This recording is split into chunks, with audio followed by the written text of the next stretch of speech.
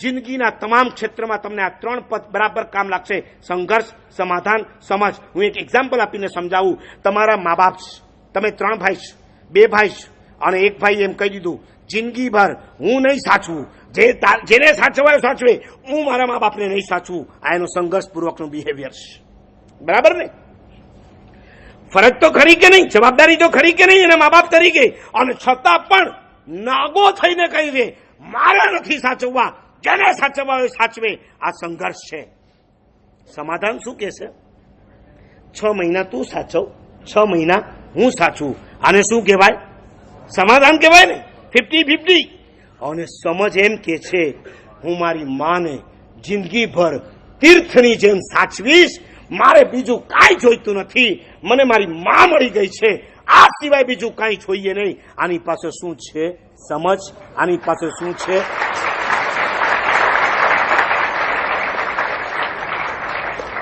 આને સમજ કહેવાય, આને સદબુદ્ધિ કહેવાય, આને અન્ડરસ્ટેન્ડિંગ કહેવાય. આમાં કદાચ કોઈક મેરિડ હોય તો એમને પૂછું છું, તમારા ઘરમાં દેરાણી ને જેઠાણી હોય,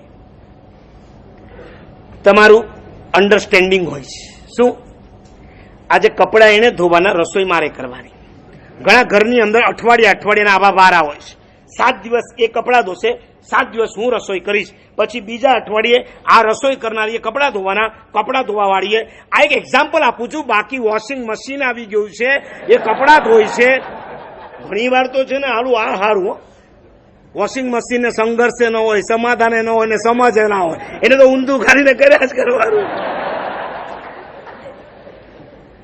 માનો કે તમારા ઘરની અંદર આવા કામના 2 ભાગ વહેંચાયેલા છે, અને એમાં એક વખત એવું બન્યું કે દેરાણીને પિયર જવું છે, એટલે એને જેઠાણીને કીધું બેન આજે આ અઠવાડિયું મારે જરાક પિયર જવું પડે એમ છે, તો મારા કપડાં ધોવાનું કામ તું સંભાળી લઈશ. જા, જેને કેવું એ કે, હું તારી નોકરાણી થોડી છું, એમ ઘસીને ના પાડે. આ સંઘર્ષ.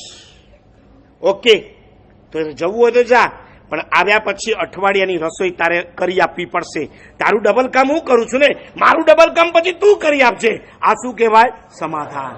અરે ભલા માણસ, આમ કહેવાનું હતું હશે જા અઠવાડિયાને બદલે 15 દિવસ રહીને આવજે. આમાં કાંઈ કહેવાની જરૂર નથી, બધું સંભાળી લઈશ, ચિંતા નહીં કરતી. તારા દીકરાને પણ બરાબર નવડાવી દોવડાવી સ્કૂલે મોકલીશ, હોમવર્ક વગેરે કરાવીશ. આને શું કહેવાય?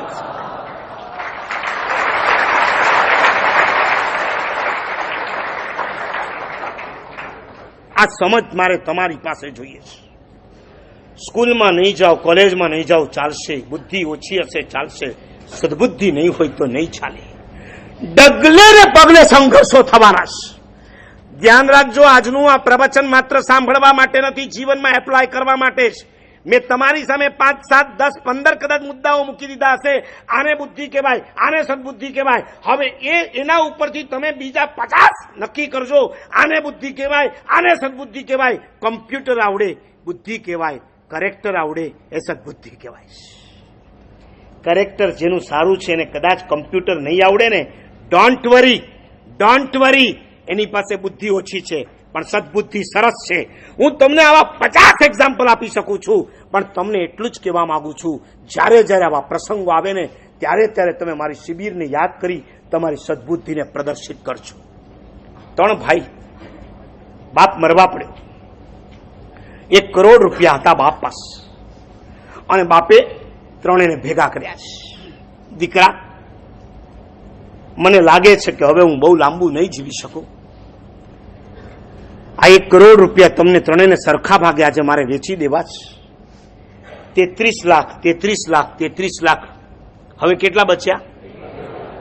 છોડાય એટલે 33,000. હવે કેટલા બચ્યા? 1,000. એટલે કેટલા આપવાના? 300. કેટલા બચ્યા? 100. હવે 33. હવે નહીં છોડવાનો રૂપિયો.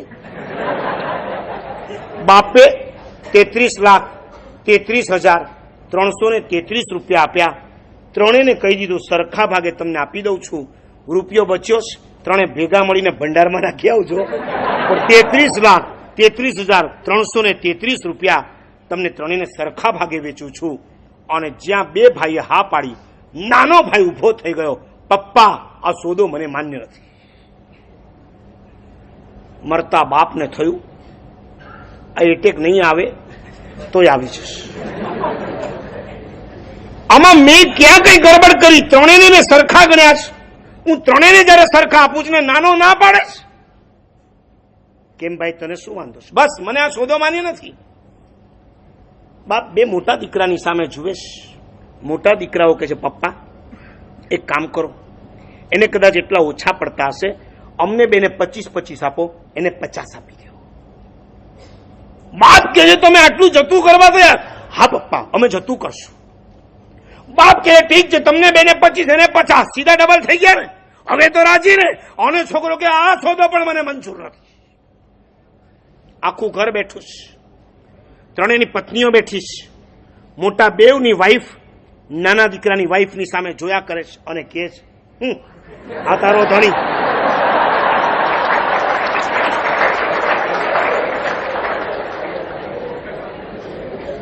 છે કોઈ સંતોષ? જેટલું મળે એટલું એને ઓછું પડે છે. ઓલીની આંખમાંથી આંસુની ધાર ચાલે છે. આજે અમને થયું છે શું? કોઈ દિવસ નહીં ને આ વખતે કેમ આવા આડા ફાટ્યા છે? પપ્પાની તબિયતની સામે નથી જોતા ને પોતાના રૂપિયાની સામે કેમ જોયા કરે?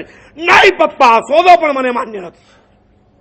બે મોટા ભાઈ અંદર અંદર મસલત કરે છે. નાનો ભાઈ જિંદગીમાં કરે આવું ન કરે, આજે કેમ પૈસાની બાબતમાં આડે પાટે ચડી ગયો છે? તો બે ભાઈએ ભેગા થઈને પપ્પાને કીધું, પપ્પા તમે એને જ પૂછી લ્યો, એને કેટલા જોઈએ છે, એને જેટલા જોઈએ એટલા આપી દો, 60 લાખ 70 લાખ, પછી જે બચશે ને એ બેમાંથી અમે અડધા કરી લેશું. અને એ વખતે નાના ભાઈને બાપ કે છે, બેટા બોલ હવે તને કેટલા જોઈએ છે? અને છોકરો ઉભો થયો, પપ્પા હું કહું એ રીતના જ જો તમે ભાગ પાડવાના હો તો બરાબર સાંભળજો અને એ જ રીતના ભાગ પાડજો. તો મારી વાત એટલી જ છે, પપ્પા અમે 3 ભાઈ છીએ, આ 3 ભાઈની જેટલી ઉંમર છે એ મુજબના ભાગ પાડી દો. મોટા ભાઈ 35ના છે, એમને 35 લાખ આપો. વચલા ભાઈ 34ના છે, એમને 34 લાખ આપો. હું 31નો છું, મને 31 લાખ આપો. મારા 2 મોટા ભાઈને દીકરાઓ છે, એમના ખર્ચા વધારે હોય, મારે આજે દીકરો નથી, મારા ખર્ચા ઓછા છે, માટે મને પૈસા ઓછા આપજો, એમને બેને વધારે આપજો. અને આ સાંભળ્યા પછી ભાઈની આંખમાંથી આંસુ, બે જેઠાણીની આંખમાં આંસુ, પત્નીની આંખમાં આંસુ, બધા એકબીજાને ભેટી પડ્યા. અને બાપની આંખ ગંગા અને જમના વયા કરે. અને બાપ નાના દીકરાને પોતાના ખોળામાં નાખી આંસુ પાડીને એનો અભિષેક કરીને કે છે, દીકરા આવતા જન્મમાં મને જો દીકરો મળે તો તારા જેવો મળજો.